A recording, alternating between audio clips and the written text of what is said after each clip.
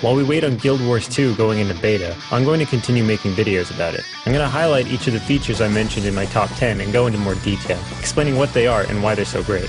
Today, we're going to be talking about the PvP system in Guild Wars 2. PvP can be separated into two groups, Structured PvP and World PvP. Structured PvP is your arena mode. It encourages skill and teamwork and pits you against equal opponents. This is the competitive mode of PvP in Guild Wars 2.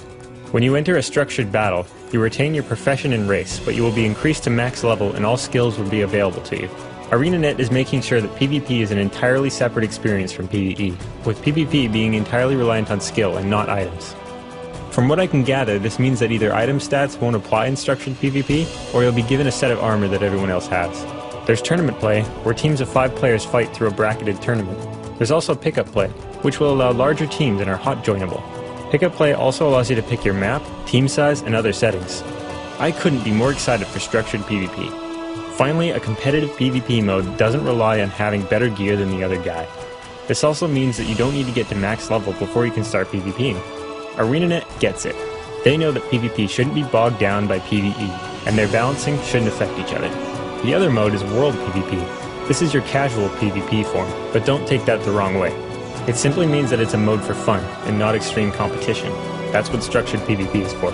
It's objective-based, and takes place across 4 submaps, and involves 3 worlds, which are the equivalent of servers or realms in WoW. Each world starts in their own home map, and fights to take control of the center map, and invade the opposing 2 maps to capture their fortresses.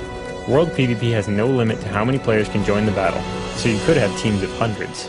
The objectives are things like castles, fortresses, camps, mines, mills, and villages. You can gain resources which are used to construct walls, siege engines, and other defenses. The maps are designed to allow different group sizes to participate, where large teams can assault keeps, and smaller teams can disrupt supply lines. Guilds are able to take keeps for themselves too, so you can have your own place to hang out. World PvP matches your world against other equally ranked and populated worlds each week. Even if you get matched with a world with way more people participating, you can still team up with the third world to take them out. This is one of Guild Wars 2's greatest community builders. World PvP is all about working together with the people you've been playing with. You go on with the same level and items you normally have, but you can be sidekicked up to max level. One thing to note is that this mode isn't supposed to be the uber tightly balanced competitive mode. It's meant for a bit of fun, with some rewards for participating. Players can level up by participating in World PvP and gain loot from other players. You can actually play Guild Wars 2 to max level and get items without ever having to PvE. One thing that I've heard from some people is the concern that Guild Wars 2's PvP won't be balanced, because Guild Wars PvP wasn't. Remember, in Guild Wars 1 you could have a secondary profession, which increased the amount of professions exponentially. In Guild Wars 1 there were 10 classes, so that's 100 combinations that had to be balanced. In Guild Wars 2 there are 8 classes to start. While there are many different options to customize your playstyle and character to make it unique, it's under an environment that's much easier for the developers to balance.